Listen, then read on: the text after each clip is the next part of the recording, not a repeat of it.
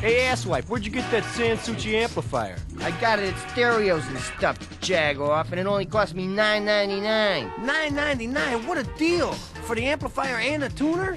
Yeah, and that's not all, shit-face. I also got an anti-static record cloth and 2 HLH Crowd Claudio Quattro Quirk 3000 speakers that you're drooling all over, scumbag. Only $9.99? I must be some sort of Neanderfuck for not having gone down to Stereos and stuff and got one already.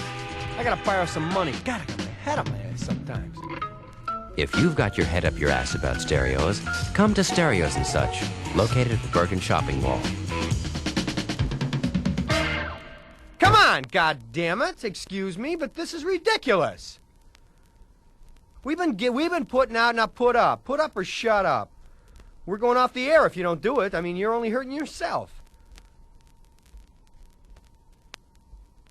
All right, I'm sorry. Nobody's calling now because I blew up. Now, I'm sorry. I'll play a record or something. But please, somebody call. 555-2150. I'm sorry for yelling. I apologize.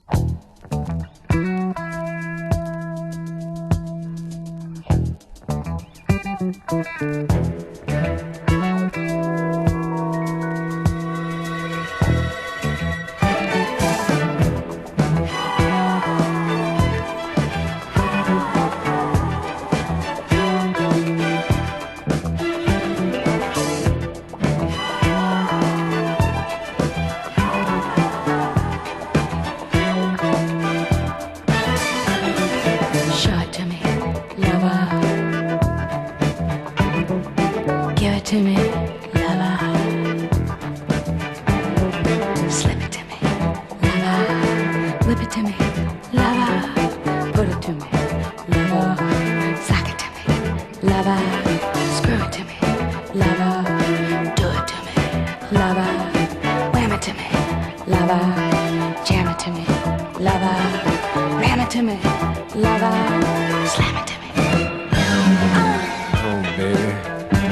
You know, I got a love thing for you here that just goes on and on. You ain't never been loved like you're gonna be loved when I love you now, baby.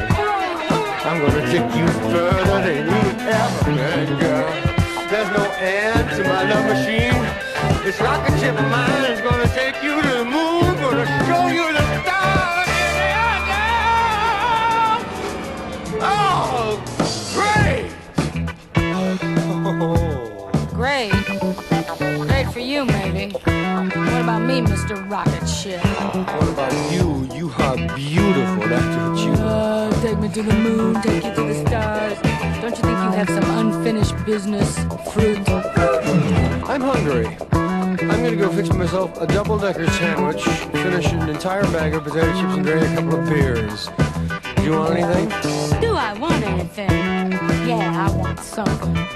What? What? What do you mean, what? Get over here. Give it to me, love. Give it to me, love. Put it to me, love. Show it to me, love. Throw it to me, love. Sing it to me, love. Sing it to me, love. Do it to me, love. Ram it to me, love. Jam it to me, ram it to me, cram it to me, slam it to me.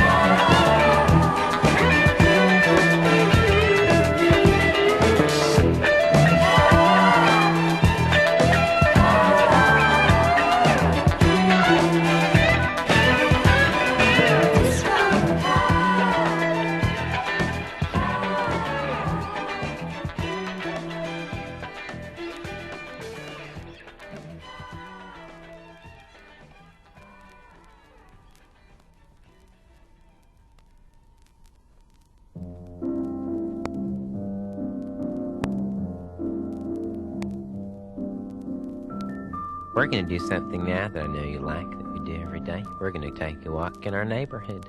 So, let's go up the steps. 1, 2, 3. Let's open the door. Let's go outside in the yard, okay? Can you say that? Yard? Sure you can. Hey, we're outside now. Isn't it nice?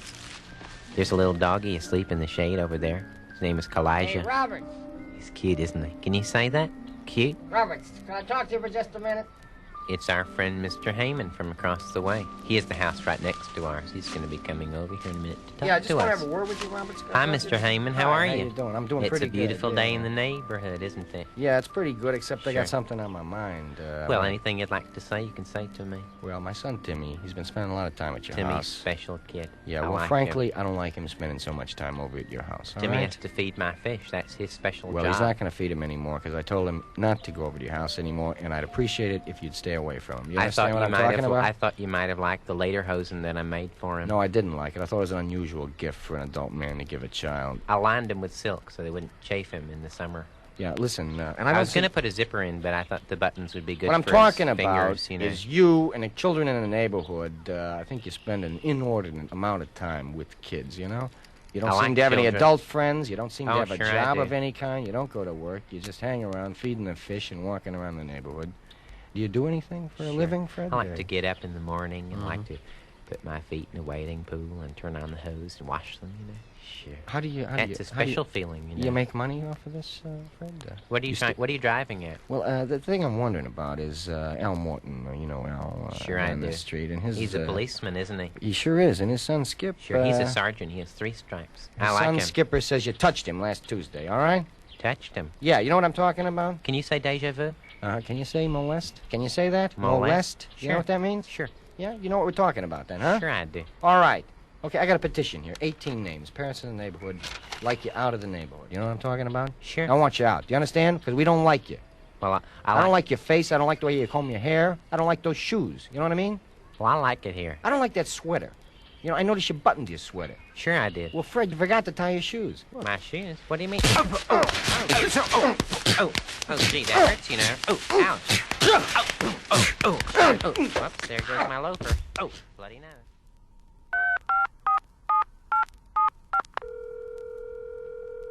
You have reached dial-a-curse. Please stand by. All our lines are busy. As soon as one of our lines is free, you will be connected with today's curse.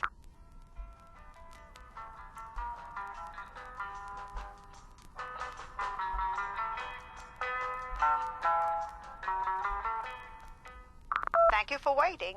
He or she is a slimy-sided, frog-mouthed, silt-eating slug with the brains of a turtle. He or she has a voice that could peel paint, and his or her looks present a constant threat to the continued functioning of cameras and clocks. In his or her lineage, females of the canine species predominate. He or she smells like a bus. Of his or her physiognomy, it suffices to say that since it occupies a position on the front of his or her head, it must be a face. If fashion law is ever enforced, he or she faces a life sentence without hope of parole. He or she possesses the intellectual agility of a small soap dish. To sum up, he or she is a boring, selfish, stupid, ugly dolt.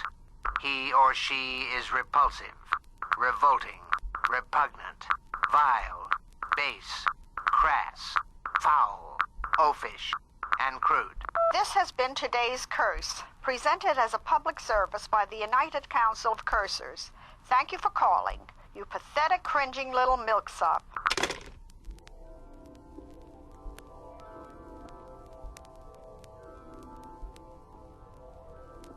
The humpback whale, master of the deep, tireless voyager, perhaps the most fascinating mammal in creation.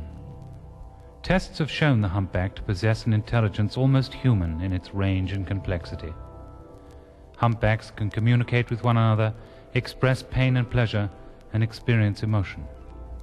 But with these advanced faculties, it seems, come problems. This highly sophisticated submarine recording, made in the humpback's favorite feeding grounds off Baja California, reveals that the enormous animals may even share with their chief predator man some of those tragic physical disabilities the flesh is heir to.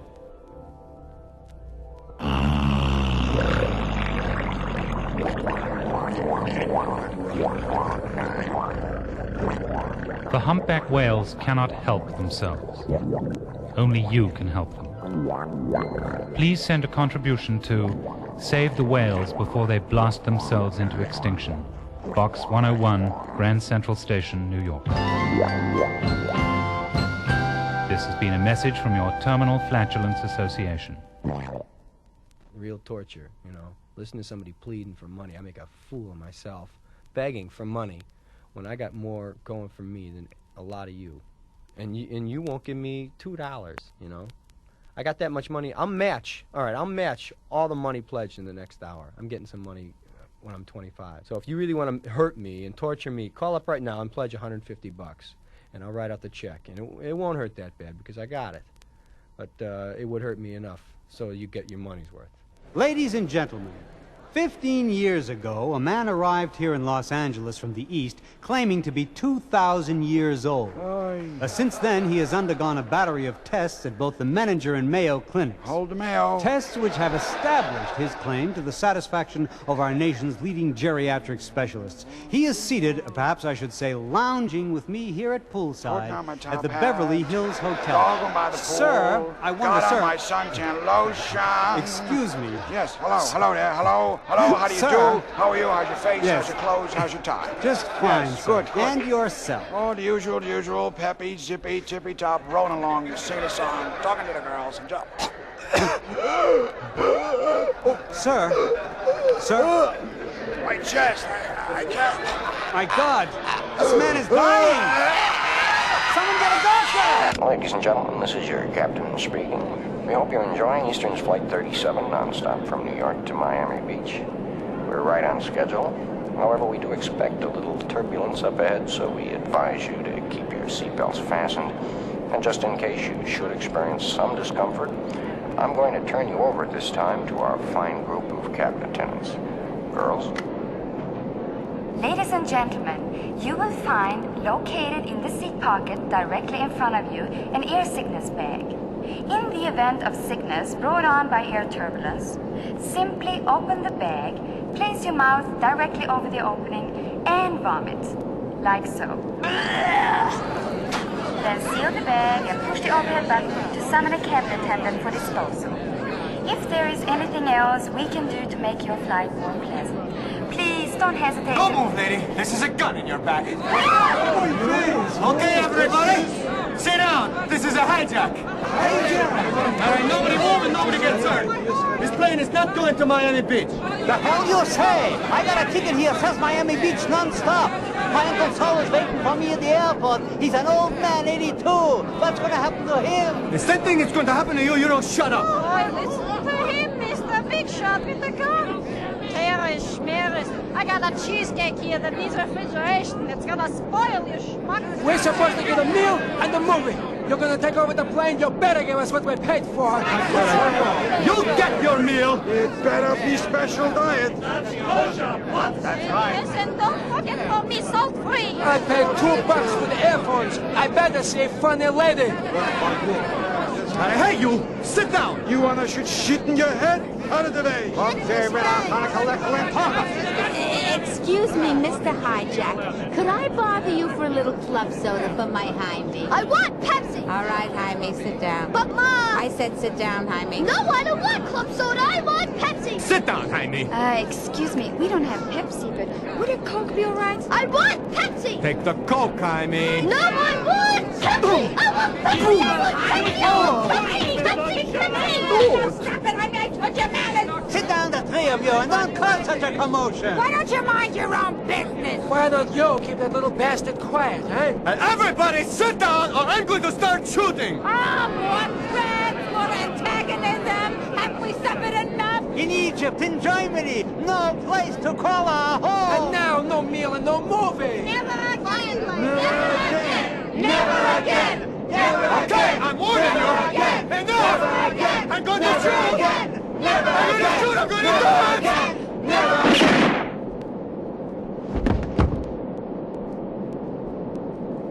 crazy bastard shot himself. You think he's dead? Is there a doctor in the plane? I'm a doctor. I'm a doctor. I'm a specialist. Big deal, Buster. So am I. Me, I'm a neurosurgeon. And I'm an osteopath. Therapist. I'm an ophthalmologist. An orthodontist. Nephropath. Proctologist. My son's a dentist. Mine's an neurosurgeon. I am not a drug man. My daughter's a resident of the Benay Flavor. Okay, we just made it to $9,000. We just got the phone call. All right, I'm going to play some music in a second. I want to tell you first about who it was, the guy who came through, the guy who always comes through. My father just came in from Florida. He called from the airport and he pledged $50. All right, let's hear it. Oh, hello there. I'm Newton Ames, talking to you on behalf of the Monolithic Oil Corporation about today's energy situation.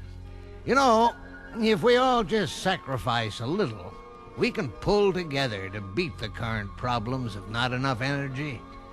And Monolithic is doing its part by killing most of the birds that nest around our beautiful oil refineries. Birds eat up a lot of food, and as everyone knows, food takes energy to grow and prepare. So the fewer birds there are, the less energy will be wasted. Now, how can you help? Well, if there are any old folks around the house, just set them outside at night. This looks like a long, hard winter, and the fewer people there are, the less energy demand there'll be. Leaving the old folks outside is nothing new. The Eskimos do it all the time. And they know a thing or two about surviving in cold weather without much heat. You betcha. When you drive, don't take your foot off the gas for stop signs, red lights, little children, or anything. A smooth, steady driving technique is the most economical. The cost in human lives, suffering, and property damage will be more than offset by the savings in gasoline. Well, I hope these tips have helped you become more aware that the blame for today's energy situation is on your shoulders and your conscience, and not ours. Monolithic Oil Corporation. We want you to pay.